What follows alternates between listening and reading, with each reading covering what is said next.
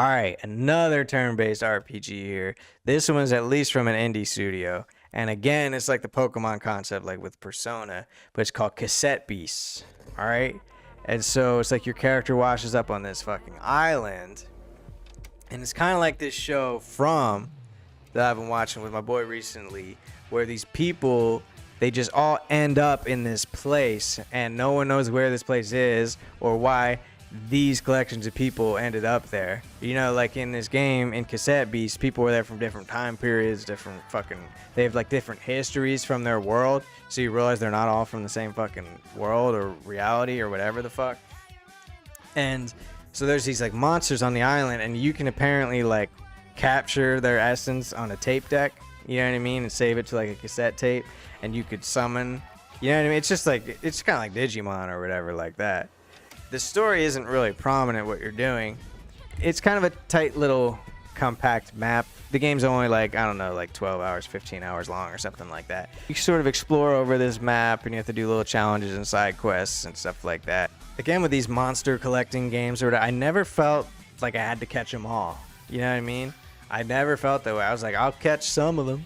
You know what I mean? I'll catch the ones I like. Like if there's like a role that I need to fill in my party that I'm currently lacking, like I'll catch that one. You know, if it looks so awesome, I'll catch it. But I don't need all of them. You know, I never understood that, like the appeal to catch all of them. I don't want all of them.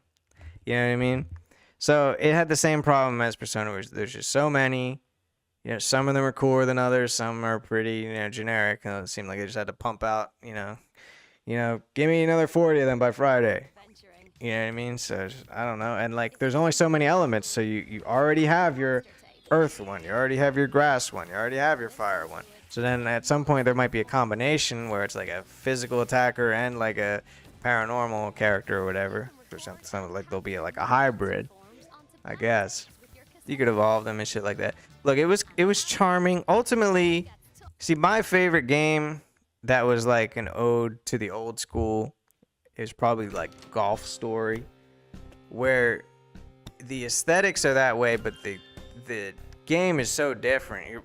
It's basically like a golfing game, but it's like an RPG on the open world, and you could fucking, you know, there's puzzles that involve golf and shit, and then you actually have the golf matches and stuff like that. And then to package that in a package that looks evocative of this old school style is one thing, but to just basically do another version of the old school thing, I don't know. There's no better or worse than the actual old stuff. You can just go back and play that, I guess. You know what I mean? I'm kind of over the turn-based thing, I think. You know what I mean? Unless someone can come out and do something really cool with it or whatever. But Cassette Beasts, the music was kind of cool, but it was really just the same couple songs looping over and over. And there was some like trippy, like glitchy, like kind of like creepy stuff like that.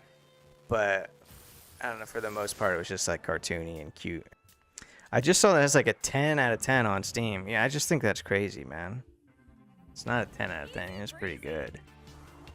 You know, this is another one where by the end, I was ready for it to be over. And I was kind of frustrated while I was playing it. You know what I mean? So it's kind of cool. So in the battle menu, like the commands that you can select are on like a tape deck there. So like the play button is fight, and the stop button is to switch your monsters, and the pause button is for items, the fast forward button is for flee and stuff like that. And one cool thing is you could fuse, you know, you can have two Pokemon, for lack of better words, at the same time. And if you fill up this meter, like this special meter, you can fuse the two of them, and that combines both of their abilities and extends the health bar and everything like that. So that's pretty cool. All right, here's something that I kind of forgot. This gives it some depth on top of the Pokemon system. All right, so if you deplete the Pokemon, for lack of a better word, I'm gonna say Pokemon. All right, I'm not gonna say Pokemon. I'm gonna call them beasts, I guess. All right, so if you deplete the beast's health, the trainer on their next turn is allowed to summon another beast if they still have one alive. And, you know, there's like 6 total that you can hold.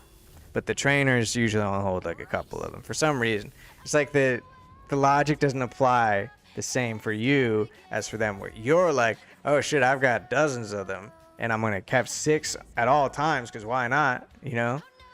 And the people you're fighting are like, oh, I guess I'll just have 3 and I'll just stop here, you know? And it's just unfair because you could just throw so much more at them, so that doesn't really make sense.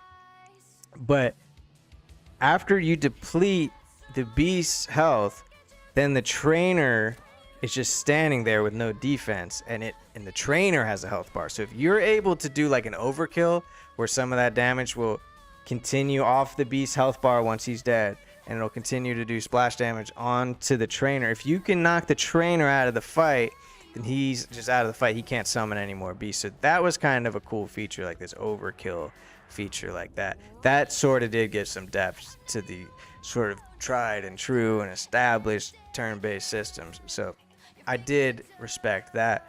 Ultimately, I ended up finding some beasts that I sort of abused.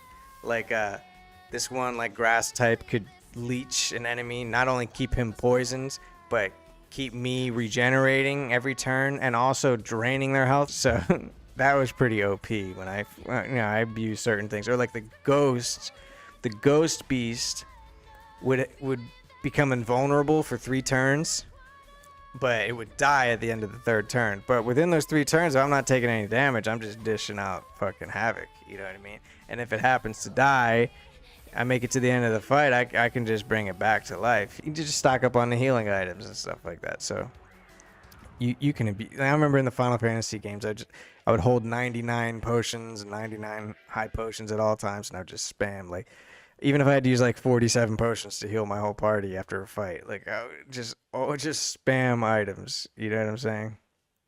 So it was pretty cute. You know, if you're nostalgic for these games, this is a good one to check out. But I didn't love it.